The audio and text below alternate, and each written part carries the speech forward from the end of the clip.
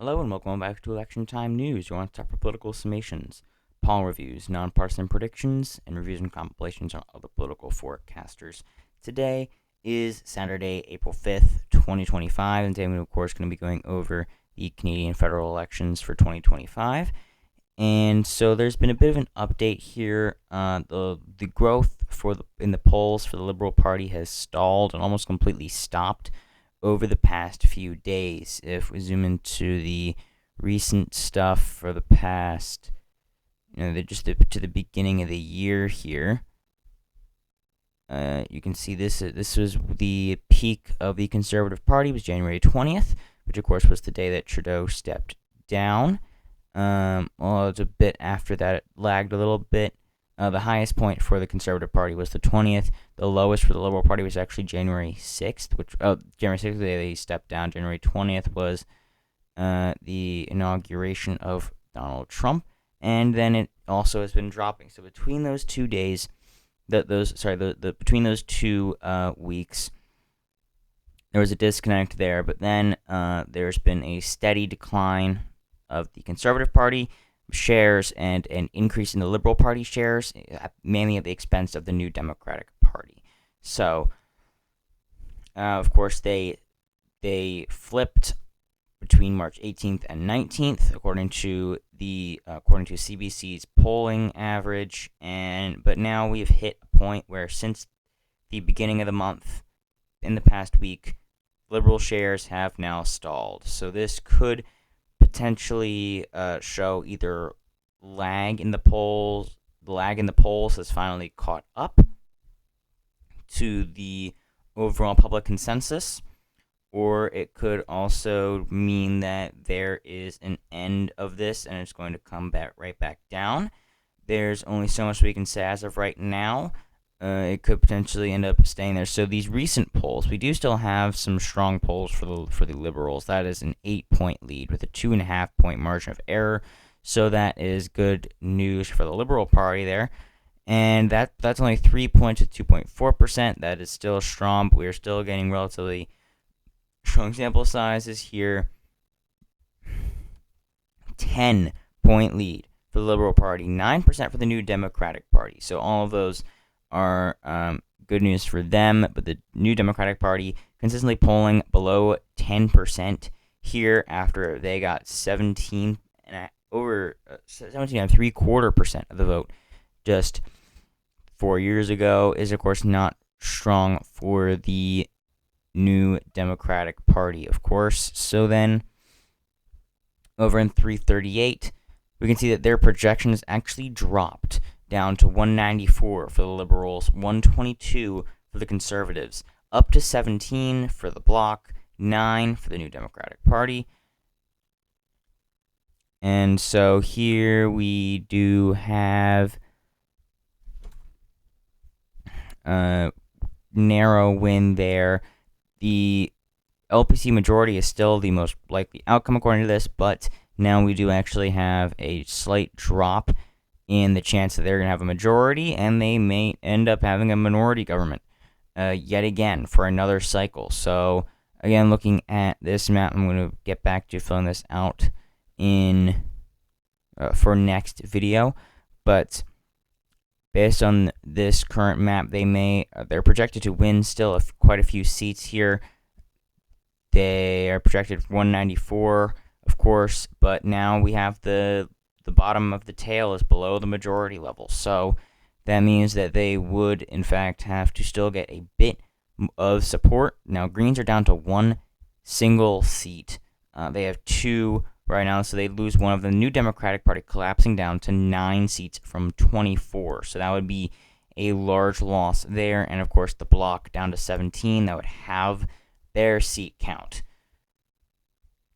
And the Conservatives are only expected to gain 2 seats. So that would basically entirely be a win for Mark Carney's Liberal Party here, 194 when they currently have 152.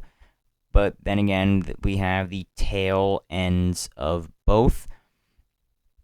As you can see here, the percentage of vote projection actually is continuing to increase for the Liberal Party, but that's mainly probably because that's set to stall from the overall polls, and also it's catching up, and it's going to be including those new polls and dropping the older ones that had better shares. So this is going to be a bit behind the polls.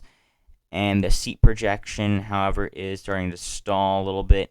It peaked yesterday with 198 for the Liberal Party, or that is 2 days ago.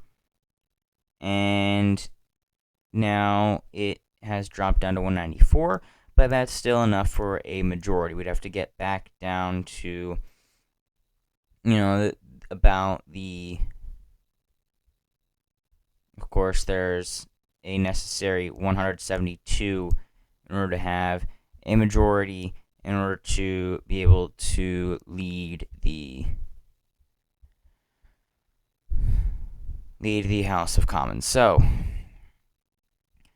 based on that, of course, there's going to be...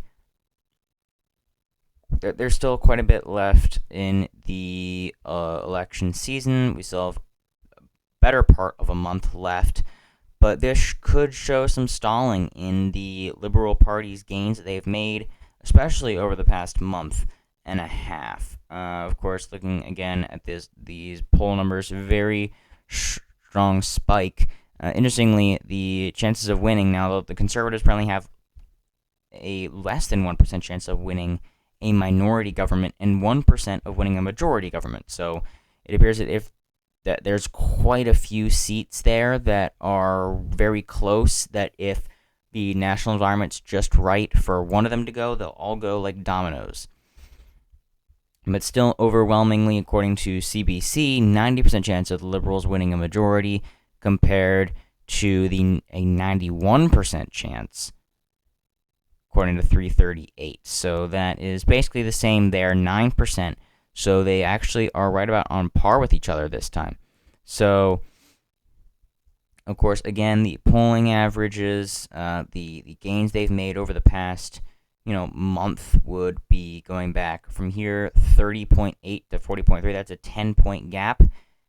And now we're up to a 6-point gap. That is 8%. And the Liberals are in the lead. So that is going to be, of course, an 18-point shift in the polls. That's going to be quite a bit to make back, but it is definitely not impossible, as it's already happened, but we only have a month left. Looking back at so there would have to be a sharp turnaround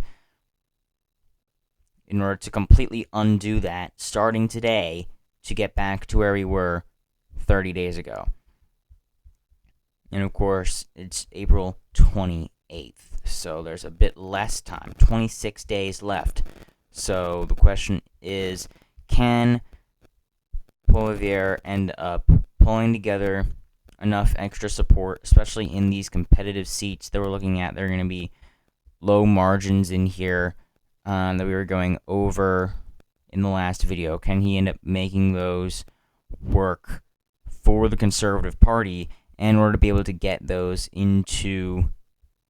enough of those into his column in order to end up actually potentially having a majority of the seats?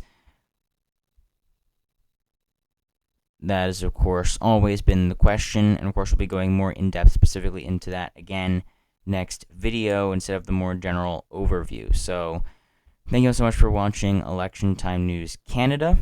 Going to be, of course, getting into the specifics, going over this map. I'll be getting in the safe stuff before then, though, so I'm not going to be doing the entire thing right before next time. And in the meantime, I'll be making a few other videos, but I should have about 3 to 4, maybe 5 more Canadian election videos before the actual election, and then my final prediction for it will come out on the morning of April 28th. So thank you so much for watching. Remember, there is never a dull moment in politics. If you want to see more like this for Canadian as well as American and Australian elections, make sure to subscribe below. We're almost at 300, and have a fantastic rest of your day.